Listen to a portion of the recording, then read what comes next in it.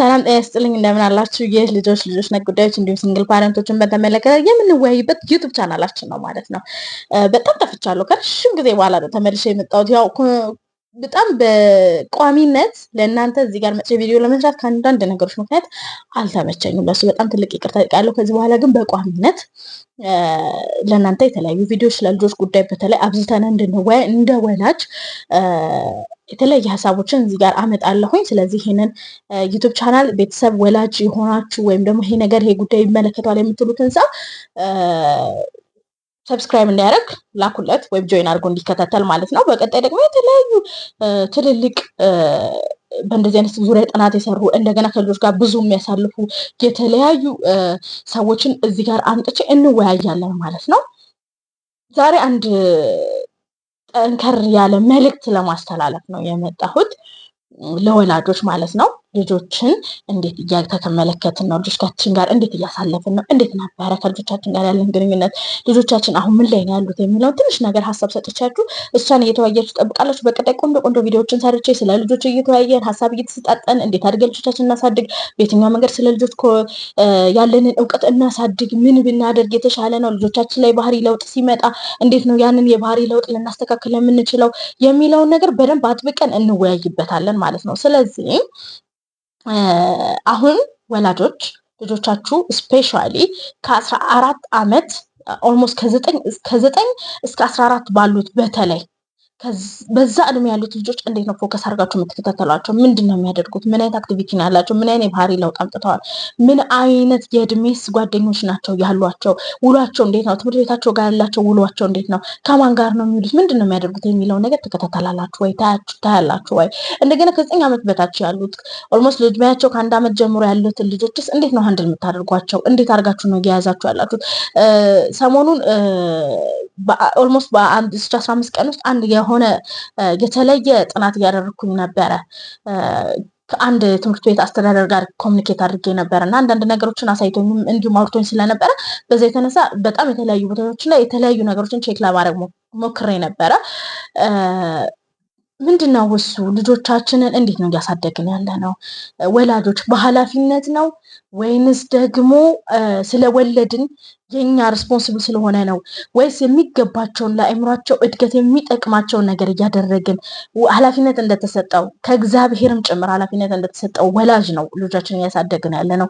እንዴት ነው እየተጓዝን ያለ ነው? እንዴት ነው የሚለውን ነገር አጥብቃችሁ ልትመለከቱ ይገባል። ልጆቻችሁ የቱ ጋር ናቸው ያሉ? ትንንሾቹም ትልልቆቹም ልጆች 18 ዓመት እስኪሞላቸው በራሳቸው የመወሰን በእኛ ሀገር ህግ ነው 18 ዓመት። ሌላ ሀገር ላይ ከ15 ዓመት ጀምሮ ልጆች በራሳቸው መወሰን መብት አላቸው። ግን እግዚአብሔር ይመስገን እኛ በተሰጠን እድል እዚህ ሀገር ላይ እስካለን ድረስ ልጆቻችን 18 ዓመት እስኪሞላቸው ድረስ እኛ ወላጆች ናቸው መንገድ የምንመራቸው፣ እኛን የምንወስንላቸው። ይሄ ለእኛ ትልቅ እድል ነው ብዬ አምናለሁ።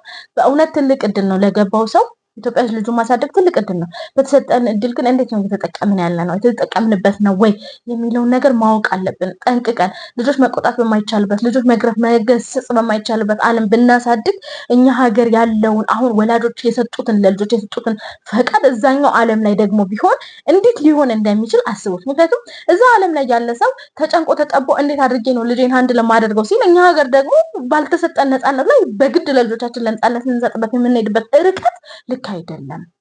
እንደ እናት ፍቅር መስጠት የሚፈልጉትን የሚጠይቁትን እንደ ወላጅ እንደ አባት ማድረግ ተገቢ ነው፣ ግዴታ ነው፣ ኃላፊነታችሁ ነው። ከዛ በተረፈ ግን ጤናማ አይምሮ፣ ጤናማ ማህበረሰብ መሀል ስፔሻሊ የምትኖሩበትን ቦታ ለልጆቻችሁ ምረጡላቸው። እናንተ የሚመቻችሁ ኤንቫይሮንመንት ላይ መታችሁ እንዳትኖሩ። ልጆቻችሁ የሚመቻቸው ኤንቫይሮንመንት ላይ ሄዳችሁ ኑሩላቸው። ለእነሱ ለጤናቸው ለአይምሯቸው እድገት ላሉበት ስታትስ ልከኛ የሆናቸው ቦታ ላይ ሄዳችሁ ኑሩ በተቻላችሁ መጠን። ምክንያቱም ልጆች የሚያዩትን ነገር ነው ይዘው የሚያድጉት። ስለዚህ እዛ ላይ መስራት መቻል አለብን፣ ግዴታ መስራት መቻል አለብን። እኛ ስለተመቸን እኛ ደስ ስላለን ብቻ አይደለም። ልጆችን እንዴት ነው እያሳደግን ያለ ነው? በጣም ኤሌክትሮኒክስ የሆኑ ነገሮችን በመስጠት ልጆች አይምሯቸው ሳይኮሎጂካሊ እንዲጎዱ በጣም ነጭናጫ እንዲሆኑ ምናምን እያደረግን ነው የምናሳድገው? ወይንስ ደግሞ በሬስፖንሲቢሊቲ ኖ ይሄ በእነሱ ድማ የተፈቀደ ነገር አይደለም ብለን ከልክለን ነው የምናሳድገው? የኔን የላይፍ ኤክስፒሪየንስ ሼር አደርጋችኋለሁ። እናንተስ እንዴት ነው?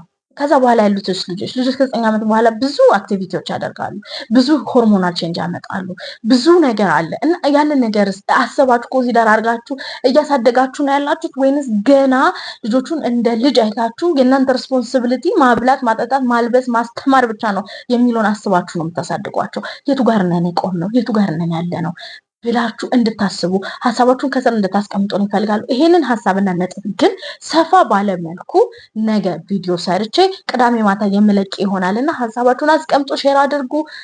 በጣም እወዳችኋለሁ። ልጆቻችን በትኩረት እንድናሳድግ ኃላፊነት እንዲሰማን ኃላፊነት እንደተሰጠው ወላጅ ሆነ ልጆቻችን ልናሳድግ ይገባል እላለሁኝ።